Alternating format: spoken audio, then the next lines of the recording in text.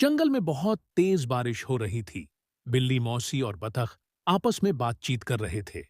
बिल्ली मौसी जंगल में 3 दिन से लगातार बारिश हो रही है। अब तो इस बारिश को बंद हो जाना चाहिए। तुम सही कह रहे हो। बतख लगातार हो रही बारिश से सभी बहुत ज्यादा परेशान है और चिंतित भी। मैं जरा जंगल का एक चक्कर लगाकर आती हूँ। इतना बोलकर बिल्ली मौसी बारिश के बीच चलने लगी। बिल्ली मौसी चलते चलते कुछ ही दूर गई थी कि तभी उसकी नजर एक बकरी के बच्चे पर पड़ी, जो कि बारिश में भीगता हुआ कांप रहा था। अरे, यह बकरी का बच्चा तो ठंड में कांप रहा है। लगता है यह अपने घर का रास्ता भूल गया है।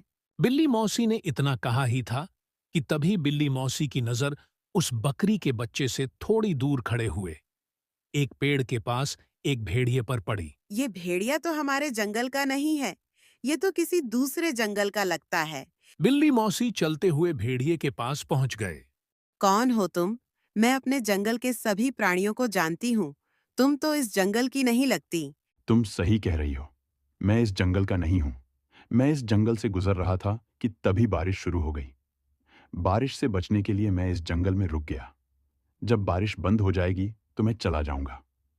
ठीक है। इतना बोलकर बिल्ली उस बकरी के बच्चे के पास जाकर बोली, तुम यहाँ पर क्या कर रहे हो? तुम्हारी माँ कहाँ है? और तुम्हारा नाम क्या है? मेरा नाम लड्डू है। मैं बारिश में खेल रहा था, मगर खेलते खेलते बहुत दूर निकल आया और घर का रास्ता भूल गया। इतना बोलकर लड्डू रोने लगा। तुम चिंता मत करो। मैं तुम्हें तुम्हारे घर ले जाऊंगी। मेरी माँ मना कर रही थी, लेकिन मैंने उनकी बात नहीं मानी। तुम्हें अपनी माँ की बात माननी चाहिए थी। चलो मेरे साथ। बिल्ली मौसी लड्डू को लेकर कुछ दूर चली थी कि तभी लड्डू की माँ लड्डू को ढूंढते हुए वहां पर आ गई। तुम कहाँ चले गए थे लड्डू? तुम्हें पता है मैं कितनी परेशान हो गई थी। अपनी माँ को देखकर लड्डू खुश होते हुए बोला। मैं आपकी अब हमेशा बात मानूंगा माँ। बिल्ली मौसी लड्डू की ओर देखकर बोली, अब तुम अपनी माँ के साथ घर चले जाओ और जब तक बारिश बंद नहीं हो जाती तब तक बाहर खेलने मत आना।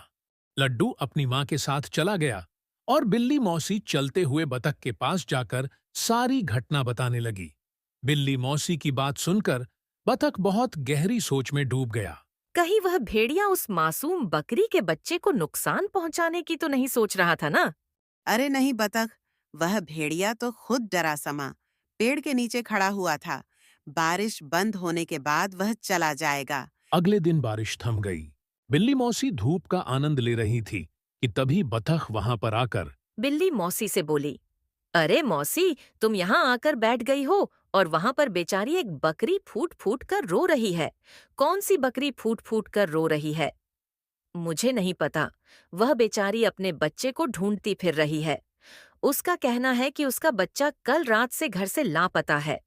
चलो मेरे साथ। बतख और बिल्ली मौसी के साथ तुरंत वहां पर चली गई। उसने देखा वह बकरी लड्डू की माँ थी।